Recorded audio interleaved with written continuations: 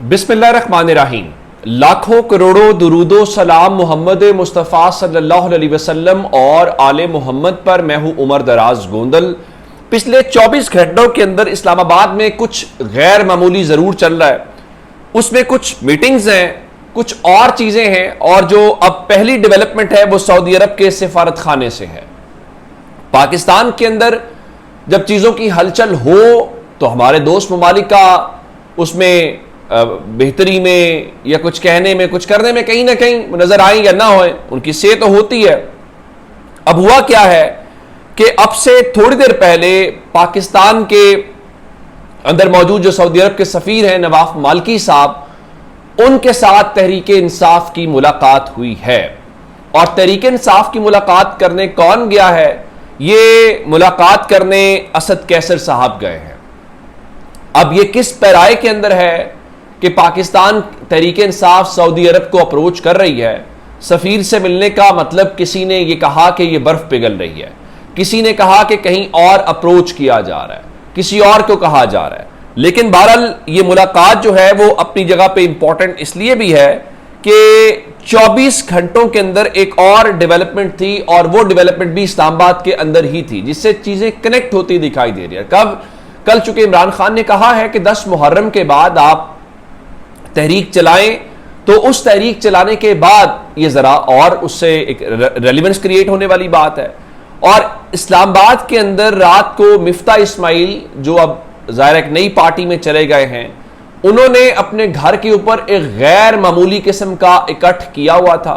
उन्होंने रात इशाइये का एहतमाम किया हुआ था, और उस इशाइये के अंदर कुछ सीनियर सियासतदान अक्रॉस द बोर्ड वहां पर थे, जिसमें जो नाम सामने आए हैं उसमें शाहिद खाकान अब्बासी शामिल थे, उसमें साबिक वजीर दाखिला आफ्ताब शेरपाव शामिल थे, उसमें असद उमर भी शामिल थे। अब असद उमर कहते हैं कि मेरा सियासत से कोई ताल्लुक नहीं है, वो रिटायरमेंट ले चुके हैं, लेकिन रात को वो भी मौजूद थे।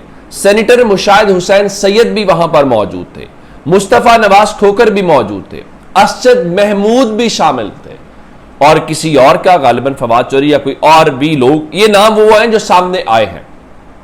अच्छा, इसमें वो क्या कह रहे हैं कि ये किस लिए मुलाकात रात उनकी हुई है या उसका मकसद क्या है, वो भी जानने वाली दिलचस्प बात है। और कहा गया जी ये सीनियर सियासतदानों का इकट्ठ था, और सियासी बहरान के खात्मे के लिए उन्होंने बाहमी मुशावरत जारी रखने के ऊपर इत्तेफाक का इजहार किया है। अब ये कौन सा उनका ख्याल है कि इनमें से कौन सा ऐसा शख्स है जो इस बहरान में से चीज़ों को निकाल सकता है, ये एक इंपॉर्टेंट बात है। और ऐसे में जब ख्वाजा आसिफ टीवी के ऊपर बैठ के ये कहें कि जो शहबाज शरीफ है उनकी क़यादत के अंदर हाइब्रिड सिस्टम बड़ी कामयाबी से चल रहा है, और उनके मुताबिक ये बड़ा वसी इत्तेफाक है कि पिंडी और इस्लामाबाद के दरमियान ऐसे ताल्लुकात नहीं होने चाहिए जिससे मुल्क को नुकसान पहुंचे, ऐसे होने चाहिए जिससे फ़ायदा हो। यानी उनके कहने का मतलब ये है कि हुकूमत और इस्टेब्लिशमेंट, और इसमें जब वो हुकूमत हाइब्रिड की बात करते हैं कि हाइब्रिड मॉडल कामयाबी से चल रहा है, तो उनके कहने का मतलब यह है कि इस्टेब्लिशमेंट और गवर्नमेंट का जो अलायंस या उनकी हुकूमत है वो अच्छे तरीके से चल रही है। और फिर वो ये भी कहते हैं कि जो इमरान खान है वो इस हाइब्रिड सिस्टम को चला नहीं पाए।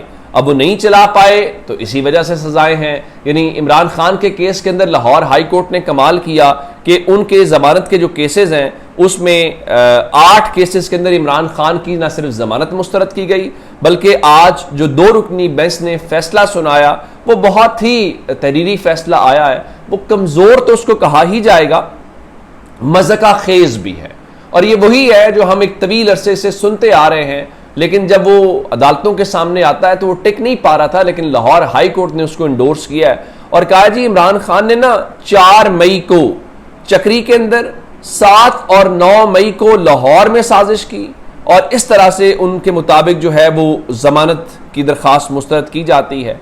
और बहुत दिलचस्प बात क्या है? बहुत दिलचस्प बात यह है कि उसमें उन्होंने ये लिखा है कि इंस्पेक्टर जो असमत कमाल हैं उनके बयान की बुनियाद के ऊपर ये सब कुछ हुआ है, और उनके मुताबिक थाना चक्री रावलपिंडी की हदूद में मोटरवे रेस्ट एरिया में इमरान खान की जानिब से खुफिया मीटिंग मुनक्किद की गई, और मैं उसके अंदर तहरीक इंसाफ के कारकुन के भेस में शामिल हुआ, और ये सारी बातें बताने के हवाले से उन्होंने ये बातें की। अच्छा, मैं आपको एक बात बताऊं कि चक्री की मीटिंग और फिर इमरान खान ये कहें कि 9 मई वाले दिन मैं तो कस्टडी के अंदर था, तो कोर्ट ने उसको मानने से भी इनकार किया। अच्छा, हैरान कुन तौर पे मैंने अगर ये देखा हो कि मैंने खुद चूंकि ज़मान पाक इमरान खान से मुलाकातों के लिए कई बार जाना पड़ा, तो वहां पर ऐसा नहीं था कि आपने कोई भेस बदला है और आप चले गए हैं।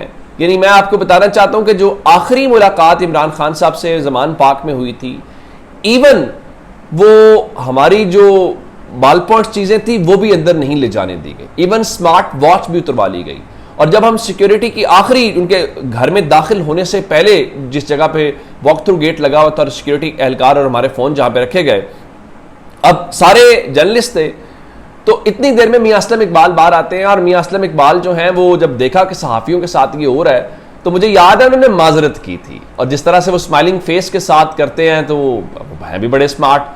तो मियां असलम इकबाल ने कहा, मुझे याद है जैसे लाहौर के, उनका यार हम बहुत मजबूर हैं, ये सिक्योरिटी के मामलात को लेके अब हम रिस्क नहीं ले सकते। ये मैं तब की बात कर रहा हूं जब खान साहब को वजीराबाद में फायर लगा था और उसके बाद हॉस्पिटल एडमिट रहने के बाद वो ज़मान पाक में आ गए थे। तो अब वो सूरत हाल वहां पे थी कि हमें दावतनामा आता था कि खान साहब आपसे मिलना चाहते हैं, फिर गेट के ऊपर फिर पीटीआई की जो लीडरशिप या फोकल पर्सन होते थे वो मिलते थे, फिर अंदर फहरिस्त है, फिर अंदर जाते थे फवाद चौधरी साहब या मुसर्रत जमशेद चीमा या जो भी रेलिवेंट शख्स होता था। तो ऐसा नहीं था कि आप किसी चीज के अंदर गए हैं और आपने भेस बदल लिया। लेकिन लाहौर हाई कोर्ट ने इस सारी सूरत हाल के अंदर जो पुलिस ने स्टेटमेंट दी है, उस पुलिस वाली स्टेटमेंट को उन्होंने मान लिया। और ये बात आज खुद अलीमा खान कह रही थी कि ये इमरान खान को कहते हैं कि अपनी जात और रिहाई की बात करो, यानी रिहाई देने के लिए भी शायद कहीं तैयार हो जाए। और उनका कि बोलोगे नहीं, सियासत को ऐसे ही चलने दोगे, 9 मई को कबूल करो और सीसीटीवी फुटेज भूल जाओ तो थोड़ी सी सजाएं देंगे और रिहा कर देंगे। यानी जो इमरान खान हमेशा कहते हैं कि सीसीटीवी फुटेज ले आओ, और अब वो जो कहा जाता है सीसीटीवी फुटेजेस, वो CCTV footages Imran Khan demand नहीं करते।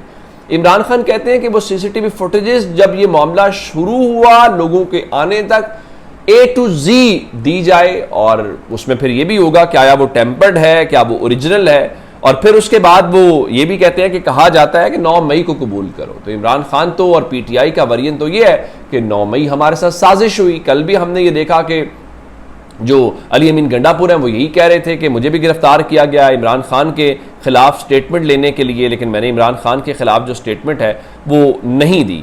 तो आज फिर माइनस इमरान खान के ऊपर अलीमा खान फिर बोली हैं, और उनका कि इमरान खान को माइनस खैबर पख्तूनख्वा की हुकूमत ने नहीं किया, इस पूरे सिस्टम ने किया है, और उन्हें बिल्कुल तन्हाई में डाल दिया गया है, किसी से मिलने नहीं दिया जा रहा। ये माइनस नहीं तो और क्या है, आप किसी को नजर नहीं आ रहा।